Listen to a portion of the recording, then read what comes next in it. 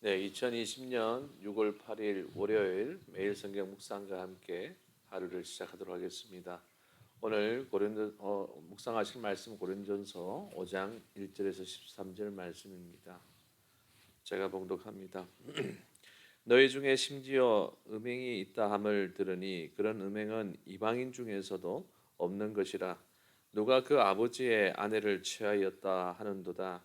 그리하고도 너희가 오히려 교만해져서 어찌하여 통한이 여기지 아니하고 그 일 행한 자를 너희 중에서 쫓아내지 아니하였느냐. 내가 실로 몸으로 떠나 있으나 영으로는 함께 있어서 거기 있는 것 같이 이런 일 행한 자를 이미 판단하였노라. 주 예수의 이름으로 너희가 내 영과 함께 모여서 우리 주 예수의 능력으로 이런 자를 사탄에게 내 주었으니 이는 육신은 멸하고 영은 주 예수의 날에 구원을 받게 하려 함이라. 너희가 자랑하는 것이 옳지 아니하도다. 적은 누룩이 온 덩어리에 퍼지는 것을 알지 못하느냐. 너희는 누룩 없는 자인데 새 덩어리가 되기 위하여 묵은 누룩을 내버리라. 우리의 유월절 양 곧 그리스도께서 희생되셨느니라. 이러므로 우리가 명절을 지키되 묵은 누룩으로 도 말고 악하고 악의에 찬 누룩으로도 말고 누룩이 없이 오직 순전함과 진실함의 뜻으로 하자. 내가 너희에게 쓴 편지에 음행하는 자들을 사귀지 말라 하였거니와 이 말은 세상에 음행하는 자들이나 탐하는 자들이나 속여 빼앗는 자들이나 우상 숭배하는 자들을 도무지 사귀지 말라 하는 것이 아니니 만일 그리하려면 너희가 세상 밖으로 나가야 할 것이라. 이제 내가 너희에게 쓴 것은 만일 어떤 형제라 일컫는 자가 음행하거나 탐욕을 부리거나 우상 숭배를 하거나 모욕하거나 술 취하거나 속여 빼앗거든 사귀지도 말고 그런 자와는 함께 먹지도 말라 함이라. 밖에 있는 사람들을 판단하는 것이야 내게 무슨 상관이 있으리오마는 교회 안에 있는 사람들이야 너희가 판단하지 아니하랴. 밖에 있는 사람들은 하나님이 심판하시려니와 이 악한 사람은 너희 중에서 내쫓으라. 아멘. 네, 오늘 살펴보는 5장의 말씀은 고린도 교회 내에서 발생한 음행 사건과 관련한 책망과 교훈을 우리에게 알려주고 있습니다. 당시 고린도시는 세계적인 항구 도시로 상업이 크게 발달하였으며 그로 말미암아 도덕적으로 타락하고 문란한 성문화가 만연해 있었어요. 때문에 고린도시를 방탕하라는 그런 별명을 얻기까지 했으니 우리가 짐작이 되어지죠. 따라서 이러한 고린도시에 있는 고린도 교회는 자연히 제약에 노출될 수밖에 없었고 급기야 교회 내에서 아비의 아내를 취하는 폐륜적 사건까지 발생하기에 이르렀는데 문제는 이러한 제약에 대해서 고린도 교회가 수수방관하고 있었다는 점입니다. 사실 교회 내에 범죄자가 있을 경우 마땅히 그 사람을 건징하여 죄를 회개토록 하는 것이 교회의 책임인데도 고린도 교회는 이와 같은 책임을 외면하고 있었던 것입니다. 이에 바울은 그러한 고린도 교회의 무책임한 행동을 책망하고 자신은 이미 그 음행자를 판단했음을 주지시키며 그리스도의 권위와 능력 아래서 그를 출교시킴으로써 후에 회개를 통하여 그의 영혼이 구원받을 수 있도록 하라고 권면하였다는 거죠. 그래서 이어서 바울은 고린도 교회를 향하여 교회의 선교를 위해 건징을 시행할 것을 촉구하게 됩니다. 6절에서 8절 말씀을 보게 되면 교회가 영적으로 거룩해야 함을 유월절 규례를 통해서 권면하고 있다는 거죠. 즉 유대인들이 유월절에 이전의 죄악을 청산하고 새로운 생활을 시작한다는 의미에서 누룩 없는 떡을 먹었듯이 참된 유월절 어린 양이 되시는 예수 그리스도의 보혈로 죄로부터 구속함을 받은 성도들은 삶 속에서 묵은 누룩 곧 죄가 발견되지 않도록 거룩해져야 한다는 것입니다. 물론 이는 성도가 삶 속에서 스스로 죄를 청산하고 회개하는 노력을 부단히 기울여야 함을 말하고 있어요. 하지만 이는 동시에 교회가 범죄자에 대하여 건징의 시행을 통해 스스로 성결케 되어야 함을 교훈한 것이기도 합니다.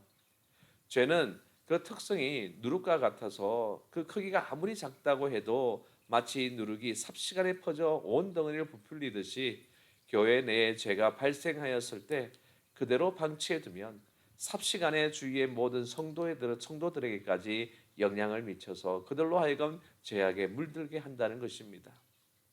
따라서 교회는 교회 내에 죄가 있을 경우 속히 가려내어 건징함으로 죄를 척결해야 한다는 얘기죠. 참으로 성도들은 다른 사람들을 함부로 판단하는 잘못을 범하지 말아야 하지만 그렇다고 해서 하나님의 거룩하심에 어긋나고 주위 사람들에게 악영향을 미치는 불의와 범죄에 대해서까지 관용하는 잘못을 범해서는 더더욱 안 되지 않을까요? 성도들에게는 언제나 하나님의 말씀에 입각한 도덕적 기준을 유지할 책임이 있는 것입니다. 바울은 9절에서 13절에서 보다 직접적으로 교회 내의 음행자에 대해 성도들이 취해야 할 태도, 즉 음행자를 출교시킬 것에 대해 지시하고 있어요. 특별히 이는 음행에 대한 교훈과 관련하여 이전에 보낸 서신의 추신과 같은 것이라 할 수 있습니다. 즉 바울은 일전에 오늘 우리에게는 전해지지 않은 편지를 통해 고린도 교인들로 음행하는 자들을 사귀지 말라고 교훈을 했다고 구절에 말씀하고 있죠. 그것을 고린도 교인들은 세상 사람들과의 교제를 완전히 단절하는 뜻으로 오해해서 사회생활에 적잖은 혼란이 야기되었다는 거죠. 따라서 바울은 본문을 통해 바울은 이와 같은 권면은 세상 사람들과 교제를 끊고 완전히 고립되어 살라는 것이 아니라 육체만 교회에 속하여 있을 뿐 삶은 세상의 음행자들과 다를 바 없어 그리스도와 교회의 거룩한 모습을 실추시키는 진실치 못한 자들과의 교제를 완전히 단절하라는 뜻이었음을 밝히고 있다는 것입니다. 사실 성도들은 세상에 속한 자들은 아니지만 엄연히 세상 가운데서 살고 있는 자들이잖아요. 따라서 성도들은 결코 세상과 분리되는 삶을 살 수가 없습니다. 그러므로 성도들이 영적 순결을 유지한다는 이유로 은둔과 도피의 삶을 선택하는 것은 옳은 일이 아니라는 거죠. 물론 본문의 내용이 교회와 세상의 분리를 반대하고 있다고 해서 교회와 세상의 동화를 찬성하는 것은 더더욱 아닙니다. 비록 교회는 세상으로부터 분리될 수 없지만 한편으로 세상과 철저히 구별되어야 한다는 얘기죠. 나아가 성도들은 불의하고 죄악된 세상에 복음을 전함으로 빛과 소금의 역할을 충실하게 감당해야 합니다. 어쨌든 바울은 비록 이전 서신의 추신과 같은 형태로 여기에 기록하고 있지만 이를 통하여 교회 내에 음행자를 출교 조치함으로 교회를 성결하게 유지할 것을 촉구하였다는 거죠. 바울 사도는 계약하고 악독한 이 누룩을 버리고 오직 순전함과 진실함에 누룩 없는 떡으로 하자고 말했습니다. 여러분, 바울의 교훈에서 우리는 먼저 우리 자신부터 성결한 그리스도인이 되어야 함을 도전받게 됩니다. 여러분, 나 한 사람의 거룩함이 온 교회의 모범이 될 수 있어요. 하지만 반대로 나 한 사람의 불의가 온 교회를 위기 속에 빠뜨릴 수도 있다는 것을 잊지 말아야 합니다. 그러므로 우리는 나 자신뿐만 아니라 다른 사람들의 죄도 철저하게 경계하고 멀리해야 합니다. 또한 교회 내에 불의한 죄는 결코 용인될 수 없다는 사실을 우리는 기억해야 합니다. 그래서 주님이 제정해 주신 건진 규례를 잘 시행하여 교회가 세속화되어 가는 것을 방지해야죠.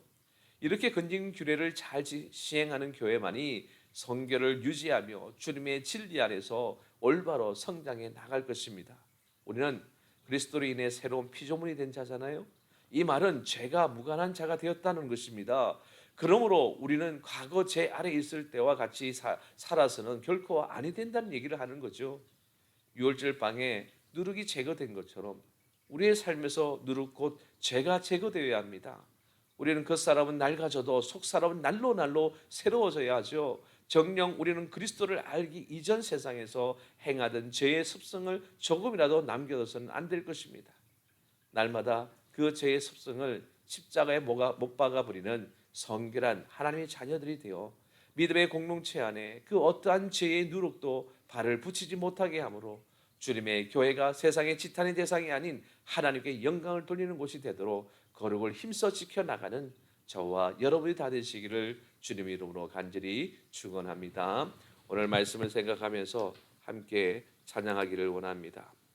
찬송가 420장, 통일 찬송가 212장, 너 성결케 위해. 너 성결케 위해 늘 기도하며 너 주 아래 있어 늘 성경 보고 온 형제들 함께 늘 사귀면서 일하기 전마다 더 기도하라. 너 성결케 위해 내 머리 숙여 천밀히 계신 내 주께 빌라. 주 사귀어 살면 주 닮으리니 널 보는 이마다 주 생각하리. 너 성결케 위해 주 따라가고 일 다급하여도 당황치 말고 참 즐거울 때나 또 슬플 때나 너 주님만 믿고 늘 따라가라. 너 성결케 위해 늘 기도하며 내 소원을 주께 다 맡기어라. 너 성령을 받아 주 섬겨 살며 저 천국에 가서 더 잘 섬기리. 아멘. 사랑의 주님, 감사합니다. 우리는 하나님의 귀한 자녀입니다. 물론 우리가 주의 자녀가 되기 전에는 죄로 인하여서 이 세상에 속한 정말 거룩하지 못한 이 악한 자의 삶을 살았던 자들이죠. 그렇지만 이제 예수 그리스도의 그 보혈의 피로 말미암아 우리는 새로운 피조물이 되어진 것입니다. 바로 우리 하나님이 거룩하신 분이시기에 우리도 그분의 자녀로서 거룩한 삶을 살아야 되는 것이 우리가 마땅히 갈 모습인 것이지요. 그런데 우리는 어떻습니까? 정말 하나님의 자녀된 자로서 하나님의 백성된 자로서 거룩해야 함에도 불구하고 이 거룩한 삶을 우리가 언제 살아가고 있습니까?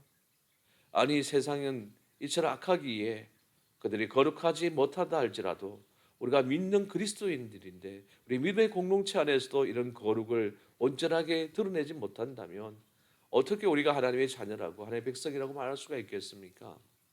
고린도 교회도 이처럼 고린도에 팽배해져 있는 이 죄의 물결이 이처럼 교회 안에까지 들어왔던 모습. 그래서 바울은 철저하게 주님의 뜻대로 그들을 건징하고 그들을 출교하는 그러한 결단을 보이는 것을 보게 됩니다. 왜? 죄는 누룩과 같아서 이것이 적은 누룩이 삽시간에 이처럼 전체를 이처럼 번져가게 되는 그러한 악순환을 방지하기 위해서 이런 결단을 내렸던 것이죠. 우리도 마찬가지입니다. 이처럼 누룩과 같은 그 죄가 우리의 삶을 조금이라도 침투하지 못하도록 철저하게 유월절 날에 누룩 없는 빵을 또한 나누었던 것처럼 누룩 없는 그런 하나님의 거룩한 백성된 자의 삶을 살아가는 우리 모두가 될 수 있도록 주님 인도해 주시옵소서. 그러기 위해서 정말 이 거룩을 위해서 말씀과 기도와 찬양이 끊어지지 않는 하나님의 뜻대로 순종하며 살아가는 하나님의 귀한 자녀된 자의 삶을 살 수 있도록 주님 인도하여 주셔서 나 자신의 그 거룩함의 모습을 통하여서 우리 공동체가 거룩해지는 놀라운 은혜가 흘러넘치며 우리 공동체가 이처럼 거룩함으로 이 세상을 거룩하게 하는 일에 우리가 힘써 달려갈 수 있도록 주님 인도하여 주시옵소서. 오늘 하루도 진정 누룩 없는 정말 죄로부터 자유로운 거룩한 하나님의 귀한 삶을 살아갈 수 있는 하나님의 귀한 자녀 될 수 있도록 성령께서 인도해 주시기를 간절히 소원하고 예수님으로 간절히 기도드리옵나이다. 아멘. 하늘에 계신 우리 아버지여, 이름이 거룩히 여김을 받으시오며 나라의 임하옵시며 뜻이 하늘에서 이룬 것 같이 땅에서도 이루어지이다. 오늘날 우리에게 일용할 양식을 주옵시고 우리가 우리에게 죄진 자를 사하여 준 것 같이 우리 죄를 사하여 주옵시고 우리를 시험에 들게 하지 마옵시고 다만 악에서 구하옵소서. 대개 나라와 근세와 영광이 아버지께 영원히 있사옵나이다. 아멘. 예, 오늘 하루도 정말 누룩이 없는 하나님의 거룩한 백성된 자의 삶, 제가 어떠한 틈도 타지 않는 그런 거룩한 삶을 살기에 힘써 달려가는 저와 여러분 되기를 주님 이름으로 축복합니다. 주님 이름으로 사랑하고 축복합니다. 주 안에서 승리하십시오.